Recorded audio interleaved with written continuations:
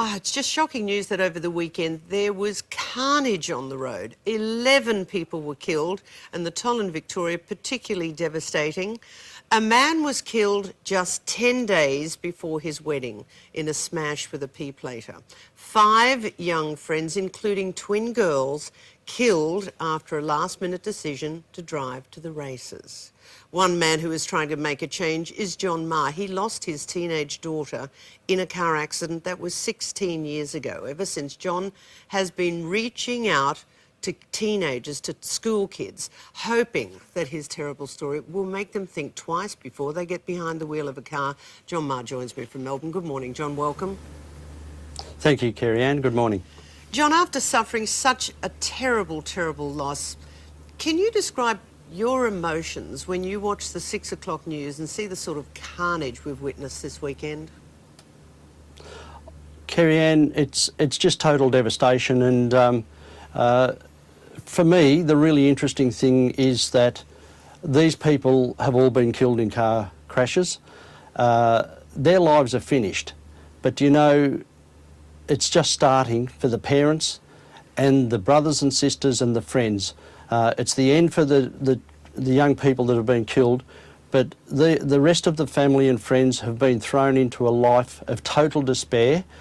We've lived that life, our family, for the last 16 years. We'll live it forever, and I feel so sorry for the families, and that's why I go to schools and talk to these young people and ask them and plead with them to look after their own lives on the roads and to look after the lives of others on their roads as well. What happened to your daughter, Carmen? It was a Saturday morning. It was a beautiful Saturday morning, and at about 7:30, Carmen left home to take her best friend, Carmen Trevine, her name was then, she's now married, Carmen White, into Kangaroo Flat to work at McDonald's on a Saturday morning. And thankfully, Carmen dropped Carmen off at Kangaroo Flat, and on her way home, Carmen went to sleep at the wheel and she was killed when she hit a tree. What we didn't know until a couple of days later, Carmen was able to tell us that they spoke till 4:30 in the morning. Carmen had had one of her hundreds of sleepovers at our house. They were just the very best of friends, and Carmen at 8:10 in the morning, unbelievably, went to sleep at the wheel because she was fatigued, and we lost our baby girl. Just tragic. Now, as you said, you go out to school students. They're teenagers. They've either got their licence, they're about to get their licence. We all know teenagers think they're invincible. It's hard to know it's ever going to happen to them. What is it, from your experience in the last several years, that teenagers react to, John?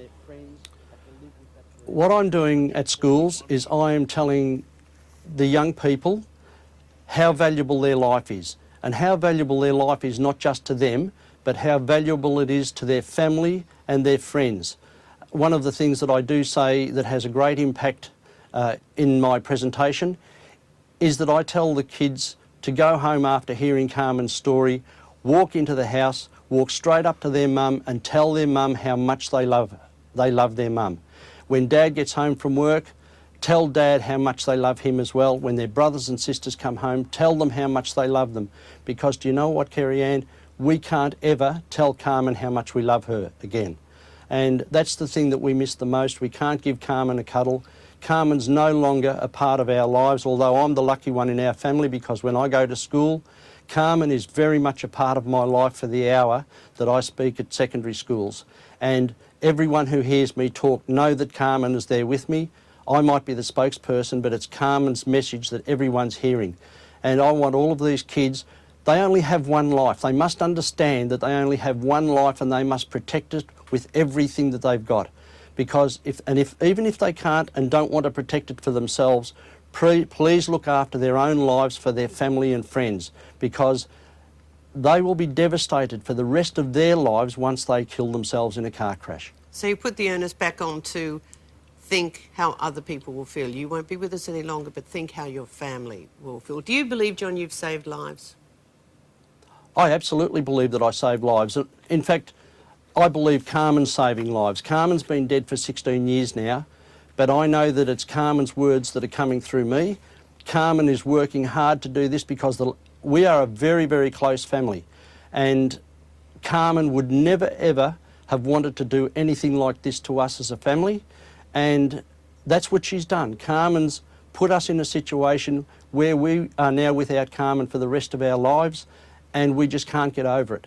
And I know, Kerry Ann, that my wife Ange and my daughters Michelle, Katrina and Jasmine will be watching this program this morning, and I have no doubt they'll be sitting in front of the TV and they'll be crying, and they won't be crying for me, they'll be crying for Carmen, because Carmen's gone, and she's gone forever. John, I think there will be more than just your own family sitting in front of the television listening to this with a tear in their eye.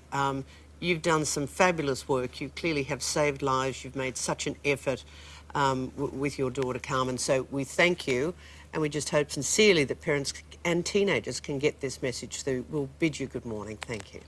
Thank you, Kerry Ann.